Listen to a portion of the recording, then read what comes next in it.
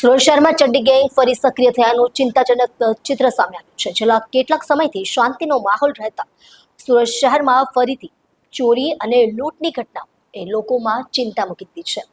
તાજેતરમાં બ્રાહ્મણ ફળિયા વિસ્તારમાં સીસીટીવી ફૂટેજમાં ચડ્ડી ગેંગના શંકાસ્પદ સભ્યો દેખાયા છે, જે બાદ લોકોએ પોલીસમાં ફરિયાદ નોંધાવી છે. સોશિયલ મીડિયામાં ઝડપથી વાયરલ થઈ રહેલ વિડીયો ક્લિપમાં કેટલાક યુવકો અર્ધનગ્ન હાલતમાં ઘરોના આંગણામાં પ્રવેશતા નજરે પડે છે. તેઓના ચહેરા છુપાવવામાં આવ્યા છે અને તેઓ રાત્રિના અંધકારમાં પ્રવેશ કરતા જણાય છે. લોકોમાં આ મામલે ભય અને ગુસ્સો બંને ઊભા થયા છે. બ્રાહ્મણ ફળિયા વિસ્તારમાં ફરી વખત આવા શખ્સો દેખાઈ આવતા ડુમસ પોલીસ દ્વારા તપાસ શરૂ કરવામાં આવી છે. પોલીસના એક ઉચ્ચ અધિકારીએ જણાવ્યું કે સીસીટીવી ફૂટેજના આધારે પોલીસ ટીમ સ્થળ પર પહોંચી છે અને સમગ્ર મામલે કાયદેસરની કાર્યવાહી કરવામાં આવશે. સંડોવાયેલા શખ્સોને ઝડપવા માટે ચોકસાઈથી કાર્યવાહી હાથ ધરાઈ છે.